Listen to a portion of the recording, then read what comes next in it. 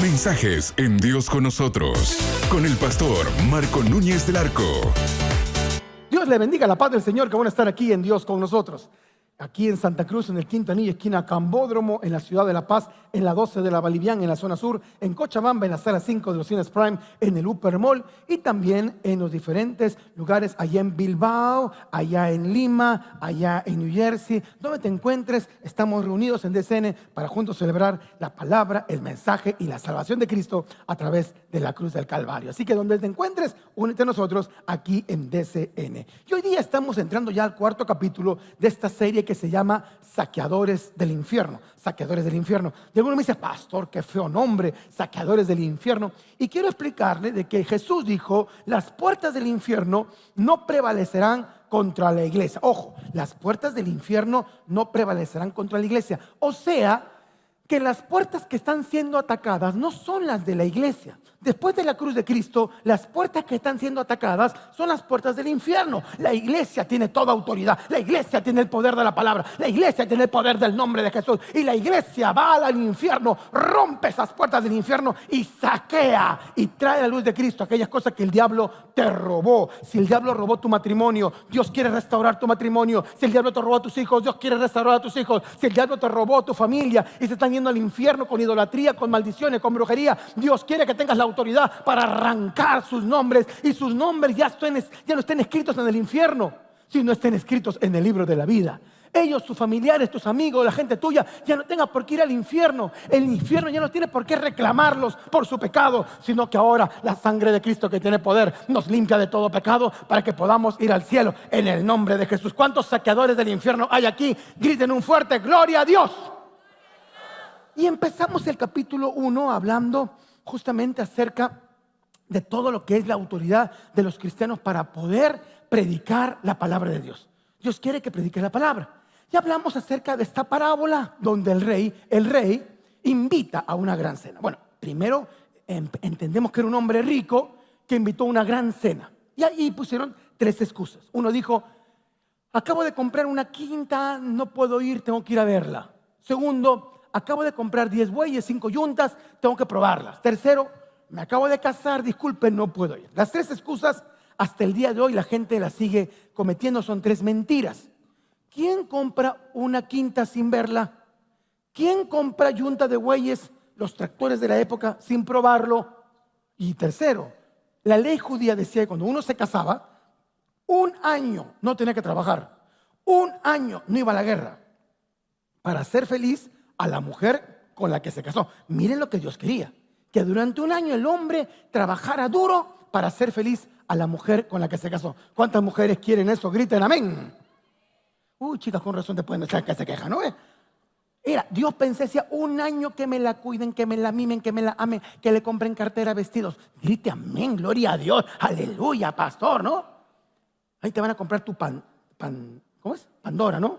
Otras compran pandero, otra cosa, ¿no? Pero Dios anhela, Dios quiere de que la mujer sea cuidada por el marido. Y Dios estableció este principio. Ahora, eran 3 excusas ilógicas que hasta hoy la usamos. Pastor, tengo que trabajar, no puedo servir. Ay, pastor, es que en mi casa, usted no sabe, tengo que cuidar mi esposo, mi esposa. Siempre hay excusas. Pero esta parábola se completa y dice, si ellos no quieren, vayan por las calles, por las plazas, por los parques y fuércelos a entrar. Fuércelos a entrar. Dios quiere de que tú fuerces a entrar a tu familia, que sean salvos. Pero no es un forzar a la mala, no es un forzar con ira, no. En la antigüedad, en la Edad Media, muchos usaron este versículo para hacer daño. La Inquisición, por ejemplo, la santa que no era santa, Inquisición, era un asesinato a aquellos que no creían en la Biblia como esa iglesia de esa época. Ahora, la palabra fuérzalos a entrar viene de una raíz griega que tiene que ver con rodéalos con argumentos. Es decir, convéncelos de tal manera que no quede excusa de aceptar a Jesús. Ese es fuérzalos a entrar. Entonces, cuando el siervo fue y llamó, y vinieron todos los que no eran, todos los que eran cojos, mudos, lo hablaremos después, los paralíticos, vengan. Y se llenó la casa de Dios. Los que no eran, ahora fueron. Por eso, en esa historia, Jesús luego la complementa con otra parábola y explica de que el hombre rico era un rey y la cena no era cualquier cena, era la cena de boda de su hijo.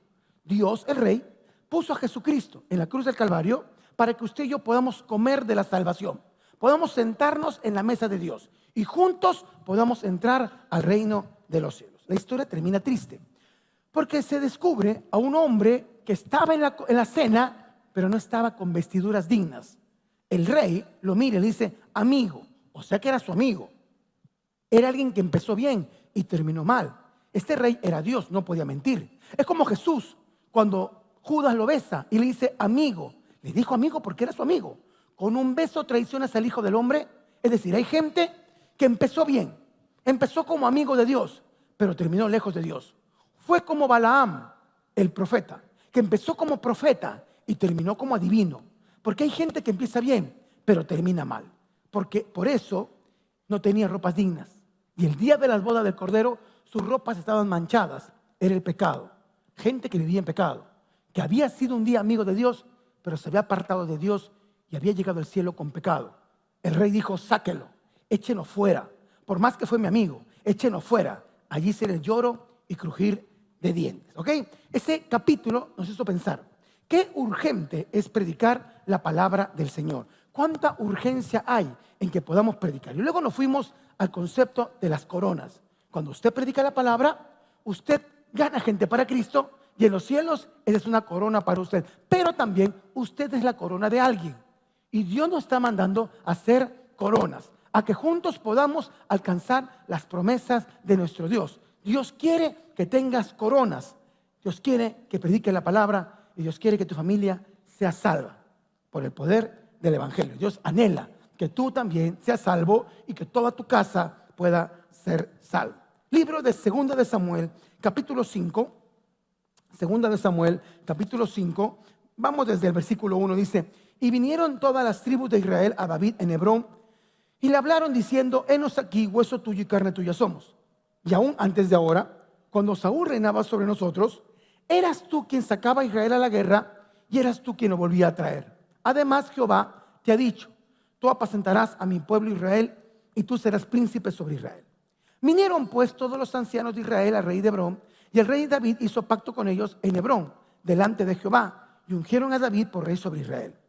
Era David de 30 años cuando comenzó a reinar, y reinó 40 años.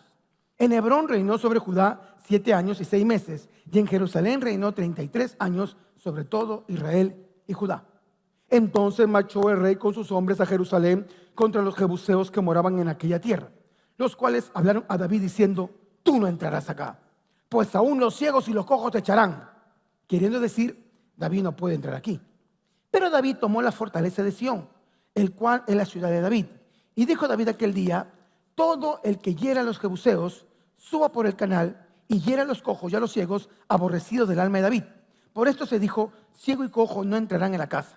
Y David moró en la fortaleza y lo puso por nombre la ciudad de David y edificó alrededor desde Milo hacia adentro. Y David iba adelantando y engrandeciéndose, y Jehová, Dios de los ejércitos, estaba con él. Padre Celestial, gracias por esta palabra. Te pido que al estudiarla reconozcamos qué es aquello que tú quieres que hagamos para conquistar esa tierra, esas fortalezas, esas promesas que nos has dado para que nuestras familias sean salvas en el nombre de Jesús. Amén. Hay un video que me hizo recordar un poquito esta historia. Hace unos meses, Pastor Samuel, yo, pastora Dorita, Pastor César, aprovechamos la boda de nuestra hermana Karinita y nos escapamos a Israel. Y en Israel grabamos este video para todos nosotros. Estamos pasando los pasadizos que están debajo de la ciudad de David. Recordemos de que los soldados de David tuvieron que pasar por aquí para poder conquistar la ciudad de los jebusitas que dijeron que David no podía entrar aquí. Estos son los canales subterráneos. Acabo de tocar lo que luego se convertiría en el acueducto de Jeremías, ¿no? Cuando reconstruyó la ciudad. Estamos realmente no sé cuántos metros debajo, muchos, créanme que muchos metros debajo de la tierra, y todos estos canales ya existían. Y estoy muy emocionado porque es aquí donde se llegaba el monte de Sión, es aquí donde hubo el primer entrega de diezmo y ofrenda que fue hecho por Melquisedec por Abraham. Fue aquí donde se sacrificó Abraham a su hijo Isaac. Fue aquí donde David conquistó. También fue aquí donde David cayó con Betsabé y fue aquí donde Dios lo restauró. Así que hay esperanza para todos aquellos que siguen corriendo la carrera de la fe.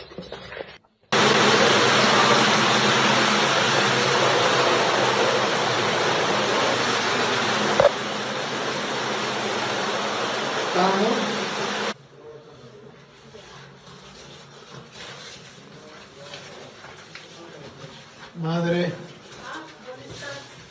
mira, sonríe.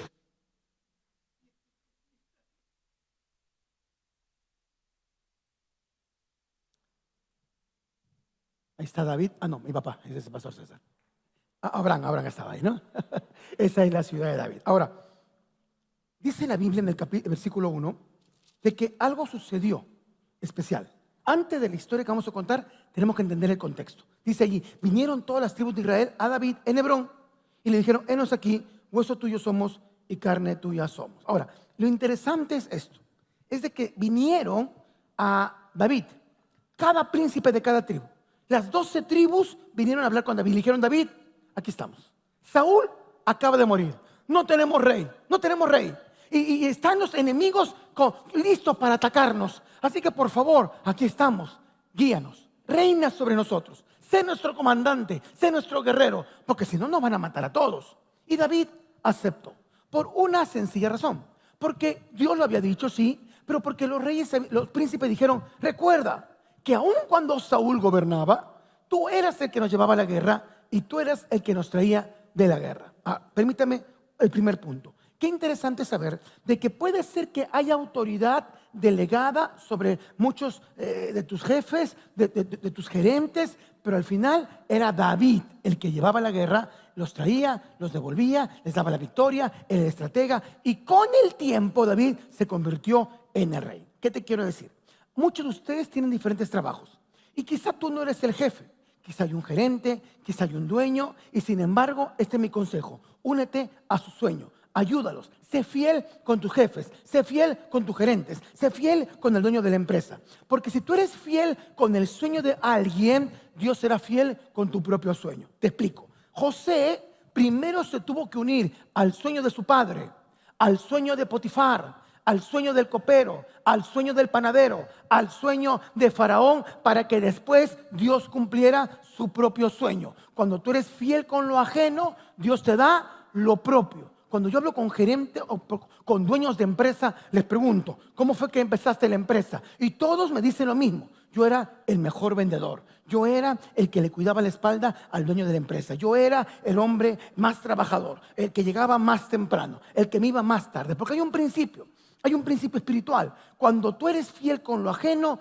Dios te da lo propio. Cuando tú eres fiel con lo poco, Dios te da lo mucho. Dios siempre va a ser fiel, porque el libro de Proverbios dice, el alma que trabaja, trabaja para sí, porque su boca le estimula. Repito, el alma que trabaja, trabaja para sí. Tú crees que estás trabajando para tu jefe. Tú no sabes que Dios usa a tu jefe para preparar tu corazón, para preparar tu habilidad, para preparar tus dones, para preparar tu carácter, para darte lo tuyo, lo propio, lo que Dios ha prometido para tu casa. Este es un tiempo que tienes que estar siendo probado en fidelidad. Si no le robas a tu jefe, para que no te roben a ti. Si eres fiel con tu jefe, para que la gente sea fiel contigo. Dios primero va a capacitarte y prepararte con otros, para luego ver si estás listo para lo que Dios tiene preparado para ti. Así fue con David. Dios primero lo probó a David para ver si David era fiel con Saúl, y fue fiel con Saúl. Aunque Saúl estaba en el palacio y era el rey, David era el que iba a la guerra. Los príncipes reconocen, tú nos llevabas, tú nos traías. David gobernaba, pero tú eras nuestro rey. Aún en el corazón, aún en lo profundo, tú eras nuestro guerrero. Tú eras el príncipe que Dios puso sobre nosotros. Vinieron pues los ancianos, versículo 3, y hicieron pacto con David en Hebrón delante de Jehová, y ungieron a David por rey sobre Israel. Era David de 30 años cuando comenzó a reinar, y reinó 40. David empieza a reinar a los 30, igual que Jesús empezó a los 30 su ministerio. David a los 30 empezó a gobernar, Jesús a los 30 empezó su ministerio, porque David era una imagen, un anticipo de lo que sería Jesús. Y dice la Biblia, reinó 40 años, o sea que murió a los 70. 40 años implica cumplimiento.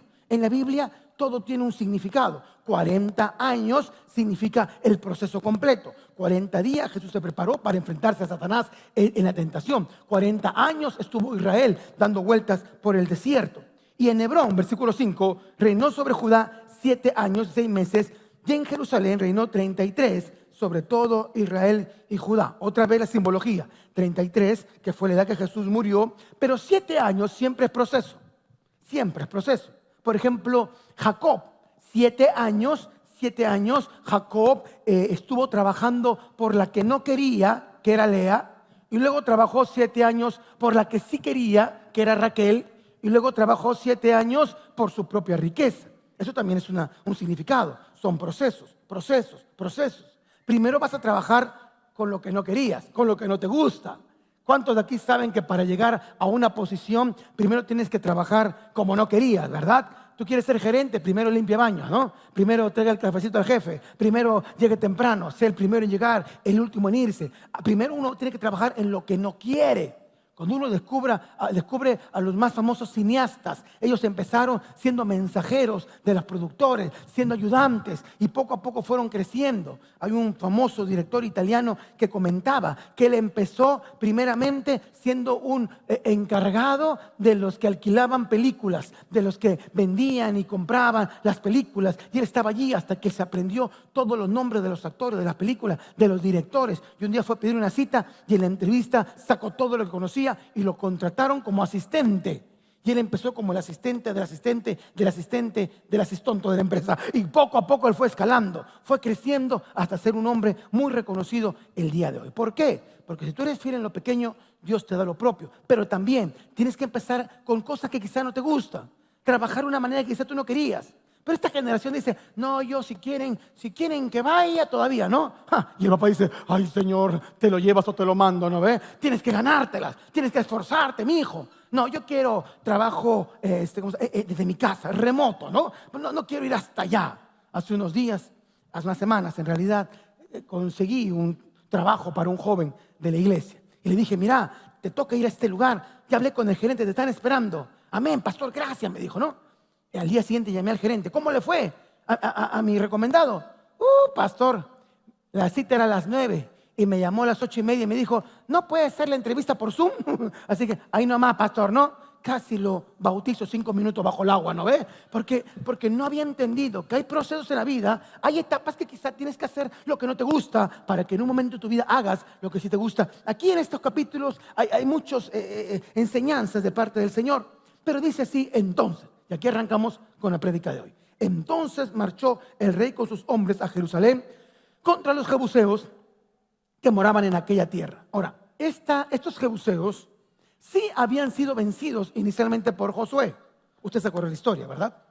Josué recibe la orden de Dios de conquistar la tierra prometida. Moisés los había llevado hasta las puertas de Canaán, pero Moisés muere a causa de su pecado.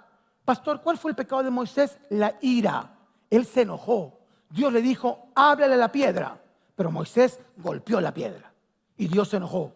¿Por qué? Porque Moisés sabía que esa piedra, que esa roca representaba a Cristo. Y Cristo no volvería a ser golpeado. Cuando empezó todo, sí. Dios le dijo, golpea la piedra y que dé agua. Y Moisés golpeó la piedra y la piedra dio agua. Pero 40 años después, cuando ya Moisés tenía 120 años, Dios le dijo, ahora háblale a la piedra. Y él enojado, molesto con Israel, le dijo, ¿qué se creen ustedes? Están hablando mal de mí, para que vean que Dios está conmigo. Le metió golpe a la piedra. La piedra botó agua. Y Dios le dijo, ¿quién te dijo que golpees la piedra? Por cuanto la golpeaste, no entrarás a la tierra prometida. ¿Qué significaba esto? Claro, Cristo vino la primera vez y fue golpeado. La piedra fue golpeada, a Cristo lo golpearon, a Cristo lo escupieron, a Cristo lo clavaron, a Cristo lo mataron, a Cristo lo desangraron. Pero vendrá Cristo una segunda vez, después de 40 años de cumplimiento, después del proceso de Dios. Cristo volverá otra vez y cuando Cristo venga, nadie podrá golpearlo, porque no vendrá otra vez como carpintero, no vendrá otra vez como un niño indefenso, no vendrá otra vez a Belén, ahí un pesebre. Cristo vendrá con gloria, Cristo vendrá con poder, Cristo vendrá con autoridad y nadie podrá tocarlo a Jesucristo porque Él viene a gobernar, Él viene a juzgar, Él viene a recompensar, Él viene a castigar. Él es nuestro Rey, Él viene a gobernar. El que lo cree diga Maranata. Pastor, ¿qué es Maranata? Cristo viene. Digan conmigo, Maranata. Ahora sí. Ahora, lo interesante de esto es de que Moisés pecó de ira y Dios no lo dejó entrar de castigo y entró Josué. Y Josué sí destruyó a los jebuseos aparentemente. Pero la historia cuenta que los jebuseos se volvieron a reorganizar. Y Josué no tomó importancia y siguió conquistando toda la tierra prometida. Había otro hombre de Dios, Caleb, y había entrado Caleb y había gobernado, había tomado ese lugar, pero cuando Caleb murió, se reorganizaron y la volvieron a tomar. 400 años después, esta tierra está tomada por los jebuseos. Esta tierra que antes había Josué liberado, que había liberado también Caleb, era una tierra muy importante. Le voy a explicar por qué. Porque esta tierra de Jerusalén estaba al costado, a un lado del Monte Santo, del Monte de Sión. La primera vez que fui a Israel, yo estaba con una hermana, la tía de Daniel Calvetti, que era mi guía, la segunda vez. Y estaba con mi mochila y le dije, pastora, hay una cosa que no entiendo. ¿Qué? Me dijo, ¿dónde está el Monte de Sión? Le dije. Y me dijo, estás parado en el Monte de Sión. Y yo, como la chilindrina, ¿no? Me dio vergüenza. Porque claro, el Monte de Sión no es una montaña, no es que tienes que escalar, no, es una colina, es un monte, no es tan alto. El Monte de Sión es como cuando vas a Samaipata, ¿no? Y ahí hay un monte. Y tú subes al monte y arriba en el monte estaba el templo. Está ahorita el muro de los lamentos. Ahí estaba el templo. Pero en la colina había una pequeña ciudad, una planicie. Era una pequeña ciudad, una pequeña ciudadela. Era como más o menos el tamaño de unos 10 de estos coliseos, 15 de estos coliseos. No era muy grande, pero esa era Jerusalén en ese tiempo. Era Jebús, pero que en la antigüedad se llamaba Salem. Allí reinaba un hombre que era sacerdote y era rey al mismo tiempo. En la antigüedad había un sacerdote rey. Su nombre era Melquisedec. Acuérdese bien, porque Melquisedec también era una figura de Cristo. Melquisedec era una figura de Cristo porque era el rey sacerdote, como Jesús, que es el rey que gobierna, es el sacerdote que nos perdona, el sacerdote que nos ministra, el sacerdote que nos libera, el que nos relaciona con Dios, el camino, la verdad y la vida. Y dice la Biblia que vino Abraham con los diezmos, trajo las ofrendas y la puso delante de él. Y vino Melquisedec, salió de esta ciudad que se llamaba en ese tiempo Salem y trajo dos cosas, pan y vino. Trajo Melquisedec pan y vino. Esa señal es importante porque viene igual que Jesús, que viene con pan y vino. Por eso en la Santa Cena, ¿usted qué come? Pan y vino. Pan, símbolo del cuerpo de Cristo. Vino, símbolo de la sangre de Cristo. Pan, símbolo del pacto corporal. El vino, símbolo del pacto de salvación.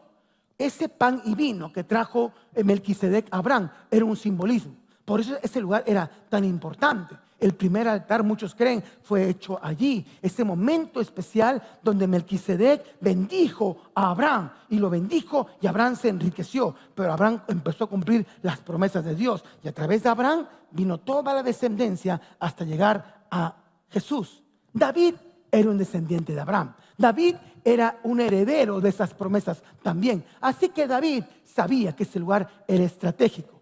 Un tiempo Josué lo liberó, pero volvió a caer cautivo. Un tiempo Caleb lo liberó, volvió a caer cautivo. Así que David entiende que ese era el único lugar donde no estaba repartido ninguna tribu de Israel. Por lo tanto era un lugar neutro. Ni para Israel, ni para Judá, ni para ninguna tribu. Era un lugar ideal. Y dice la Biblia que entonces marchó el rey con sus hombres a Jerusalén contra los jebuseos que moraban en aquella tierra, los cuales hablaron a David diciendo: tú no entrarás acá, pues aún los ciegos y los cojos te echarán. Queriendo decir, David no puede entrar aquí. Número 2, importante, es reconocer de que todo lo que Dios te ha prometido, alguien lo tiene. Todo lo que Dios te prometió, alguien lo tiene. Por ejemplo, Dios le prometió a Israel la tierra prometida. Josué, anda, reparte la tierra. Y Josué, pero Señor, está ocupada. Ya sé, sácalos. Hay cosas que Dios te preparó, pero tienes que ir a conquistarlas.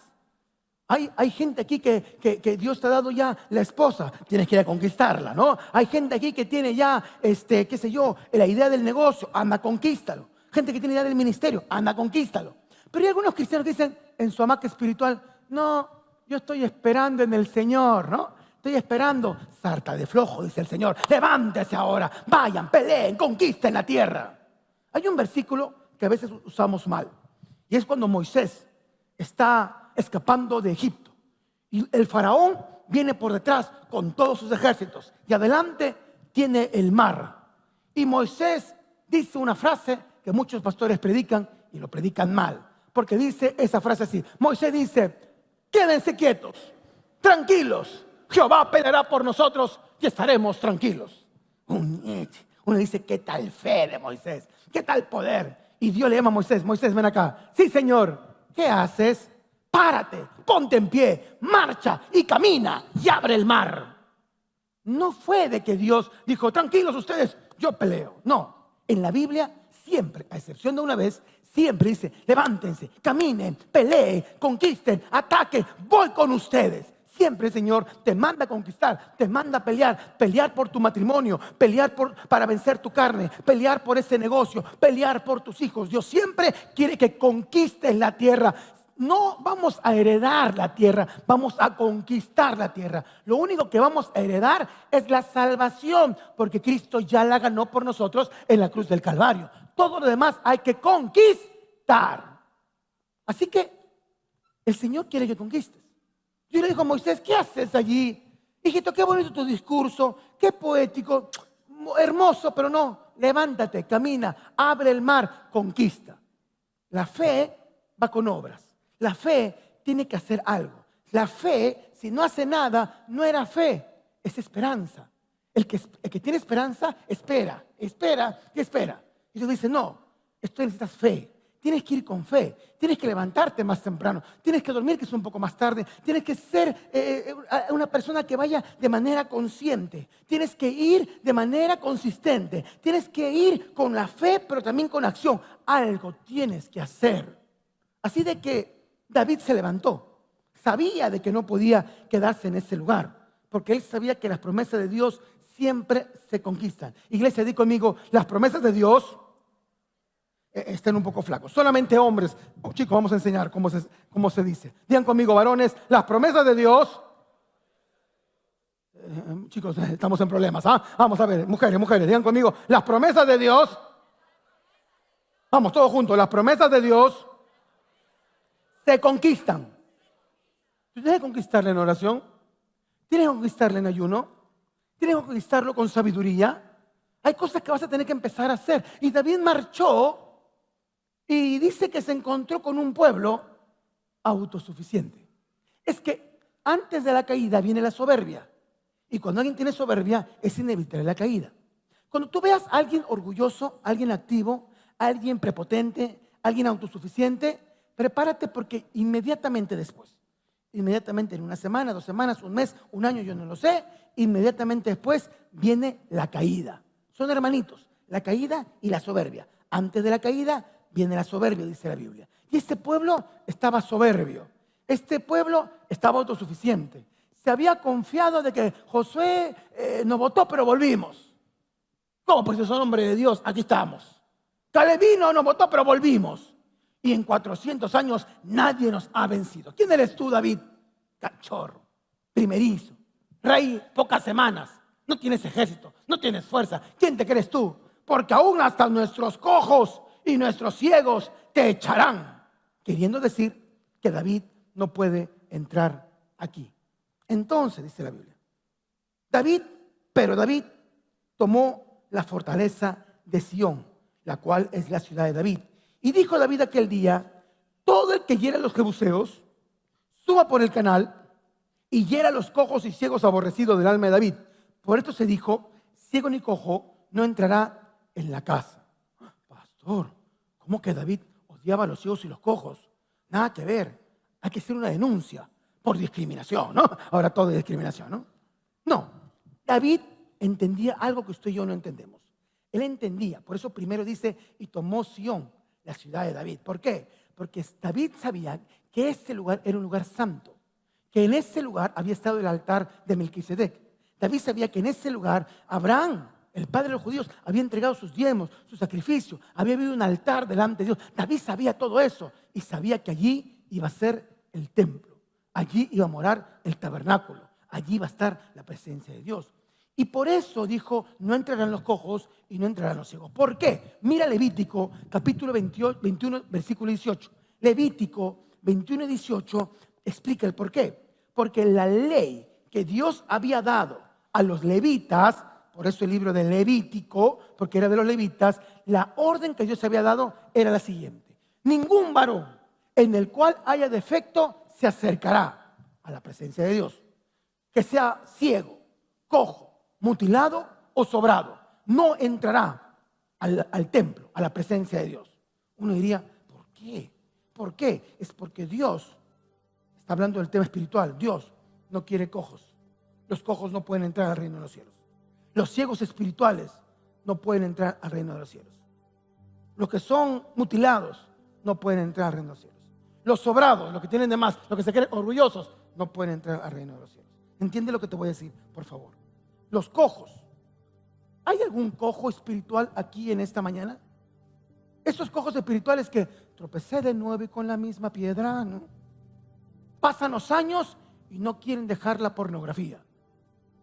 Pasan los años y siguen con la porno, ¿no? Tienen 15 pornos, 20 pornos, se casan, siguen en el porno.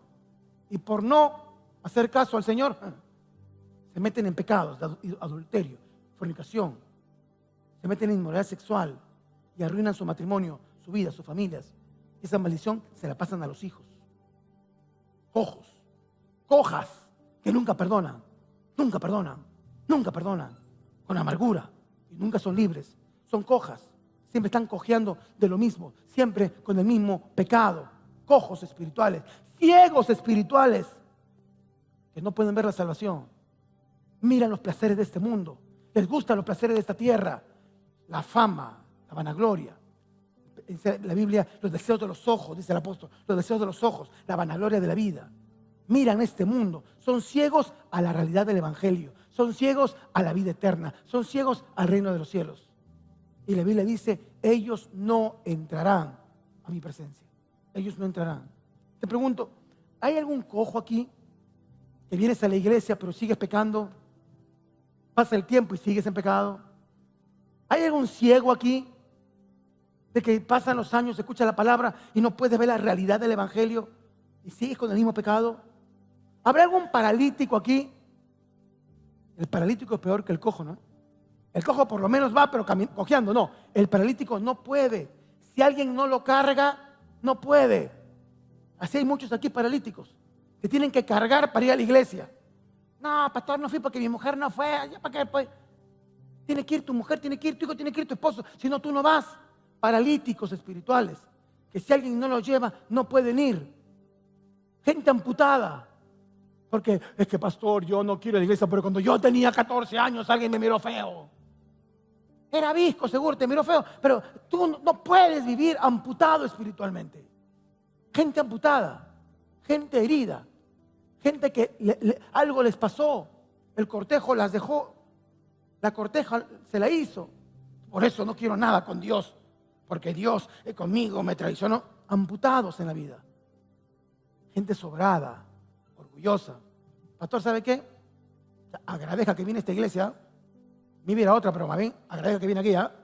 Se ganó usted conmigo. Orgullosos. Y creen de que Dios dice, ay, hijito, gracias por venir a la iglesia, gracias, te amo tanto, ay, hijito, gracias. No, dice el Señor, ellos no entrarán en mi presencia. Los orgullosos, los mutilados, los cojos, los ciegos. Y David sabía que ese lugar iba a ser un lugar santo. En ese lugar iba a estar el templo. Por eso él dice de esa manera, suban por los acueductos, suban por los canales, suban. Claro, hay que subir para luego bajar. Con el pastor Samuel, con la pastora Dorita, pastor César, pastora Jepsibé, fuimos a ese viaje. Karinita, mi hermana, habíamos orado muchos años. Entre todos juntamos como casi un año de estar ahorrando, juntando, pagando. Y cuando llegamos allí, fue un momento muy especial. Y este era el único lugar que yo no conocía. Yo dije al Señor, no quiero ir ahí hasta que vaya con toda la familia. Y cuando llegué allí, descubrí ese lugar y dije yo, Dios mío, qué increíble. Tal cual la Biblia dice, tú tienes que subir una loma para luego empezar a bajar. Y bajar, y bajar y bajar y bajar. Yo decía, ¿hasta cuándo voy a bajar, no? Y seguía bajando. Y debajo de la tierra, muy debajo, imperceptible. La gente que vive en la ciudad no lo siente, no hay manera de sentirlo. No hay manera. Se metieron los soldados. En el libro de Crónicas cuenta un poquito más. Y dice que ese día David dijo, y el que llegara primero, el que tomare la ciudad, o sea, el que matara más soldados, será el jefe de mi ejército. Claro, era la primera batalla de David. Interesante, la primera batalla era el lugar santo.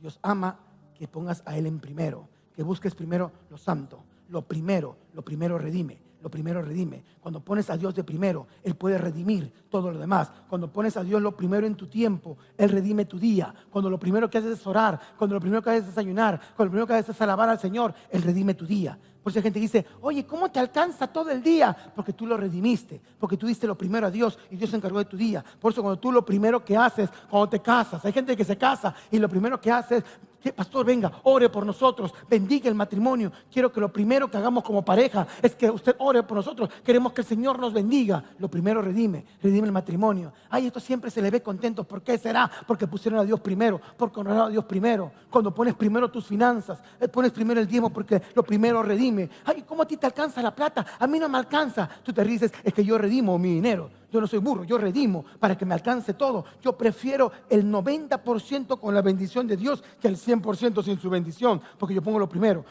redime. Eso es lo que hizo David. Lo primero que hizo David fue atacar y tomar el lugar donde estaría la casa de Dios. Así que David dijo, vaya, que el primero que lo tome será mi capitán, mi jefe, el jefe del ejército. Y Joab fue primero y él se esforzó. Dice Crónicas, y cuando Joab lo oyó, ahí está, primera de Crónicas 14:4, siguiente versículo. Entonces David se fue a Israel, contó Israel a Jerusalén, la cual es Jebús, y los jebuseos habitaban en aquella tierra. Y los moradores de Jebús dijeron a David, no entrarás acá, mas David tomó la fortaleza de Sion, que es la ciudad de David. Siguiente. Y David había dicho, el primero que derrote a los jebuseos será cabeza y jefe. Entonces Joab, hijo de Sarvia, subió primero y fue hecho jefe. Este Joab, toda su vida se convirtió en el general, mano derecha de David. Tuvo sus errores y sus fallas, pero hasta el día de su muerte, él fue el general. ¿Por qué? Porque él se esforzó en honrar la palabra de su rey. Y Joab fue y peleó y dijo, yo seré primero. Y sacó la espada, imagino. ¿Sabe qué? Usted no sabe qué tan profundo es. Que abajo de la tierra hay canales. Usted lo vio, son canales chiquititos, ¿no ve? Un gordito no entra ahí. Yo entré con mucha oración. Y cuando entré y llegué al lugar donde había estado David acampando, y había agua donde David se alimentó listo para la guerra, y luego subieron y tomaron ese lugar. Dice la Biblia que Joab salió y tomó y fue el primero que peleó porque él creyó las promesas de su rey. ¿Crees tú las promesas de tu rey? Porque lo que él hizo ese día le bendijo toda la vida. Hay días que cambian tu vida. Hay días que cambian tu vida. Tú no sabes cuál es el día que va a cambiar tu vida. Tú no sabes cuál es el día que vas a conocer al amor de tu vida. Tú no sabes cuál es el día que vas a conocer al amor de tu vida. Si tú supieras cuál es el día que vas a conocer al amor de tu vida, te bañas, ¿no ves? Por lo menos, ¿no ves? Si sabes que ese día vas a conocer a la madre de tus hijos, pucha, te peinas, no sé, pues no hay moco de gorila, algo te pones en la cabeza, ¿no ves? Te acomodas, te pones un zapato bonito, porque si supieras que ese día vas a conocer al socio que va a cambiar tu destino financiero, si supieras que ese día vas a conocer al dueño de la empresa que con los años la vas a comprar y va a ser tuya, ¿cómo te comportarías? ¿Cómo vivirías? ¿Cómo hablarías? ¿Cómo reaccionarías? Joab creyó y vivió ese día como el capitán, y toda su vida fue el general de los ejércitos del rey David. Vuelve por favor a 2 de Samuel y dice, y David moró en la fortaleza. Versículo 9. David moró en la fortaleza. La fortaleza que era de su enemigo fue suya porque la conquistó. Lo que el diablo lo quiso para su mal, Dios lo convirtió para su bien. ¿Entiende? Todo lo que tú quieres, alguien lo tiene. Dios te lo va a dar en conquista. Mira, Dios quiere que seas un hombre de oración. Vas a tener que pelear contra el sueño, contra el pecado, condenación. Dios quiere que tu matrimonio sea un matrimonio feliz, un matrimonio de paz, y no como ahorita que te estás peleando, ¿no? Pastor, todo es pelea en mi casa, todo es pelea. Se levanta para pelear. Y yo también ya quiero pelear, ya, pastor. Eso no es un infierno ese matrimonio, pastor. Nos compramos una cama king size y resultó ser una cama ring size. Nos paramos peleando, pastor. ¿Qué pasó? Conquista en oración. Empieza a orar. Mi amor, ¿sabes qué? Nos queremos matar. ¿Qué tal si primero, antes de matarnos, oramos un ratito? Para matarnos bendecidos. Ven, vamos a orar, ¿no? A insultarnos en alabanza. Y Dios empieza a cambiar. Dios empieza a transformar. Empieza a morir tu orgullo. Empieza a morir tu celo, tu ira, tu contienda. Lo que dice el apóstol Pablo son los frutos de tu carne. Y empieza a salir el espíritu, gozo, paz, templanza, benignidad, amor, dominio propio. Ya no vas a tener demonio propio, vas a tener dominio propio. Porque el Señor trabajó tu corazón. Porque el Señor te ayudó a conquistar esas promesas que Dios tiene para ti. Además de esto, recuerda otro punto número 4. Todo se basaba en un espíritu de intimidación. No era verdad de que eran tan fuertes los jebuseos. El lugar no era muy grande. Como te digo, no era más de 10, 15 de este coliseo. No era más grande. Digamos que todo el pueblo de Jebuseo no era más que, no sé, 3 cuadras, nada más. Era un lugar pequeño, pero que estaba en un lugar estratégico. Y ellos se burlaban de David. Nuestros cojos te botarán, nuestros ciegos te botarán. Como diciendo, no podrás. Satanás te dice todo el tiempo, no podrás, no podrás. A tu hijo me lo voy a llevar, a tu matrimonio lo voy a destruir, tus finanzas las voy a arruinar. No podrás, dice el diablo. Pero ¿sabes qué me encanta de David? David nunca le creyó al diablo. David nunca escuchó la palabra del enemigo. David tenía solamente 15 años cuando él se peleaba con los osos y con los leones. Venía un oso contra David queriendo robarle sus ovejas y venía, ¡ah! ¿No? Y David, ¿qué? Pues qué, vení, ¿no? Y mataba al oso, mataba al león.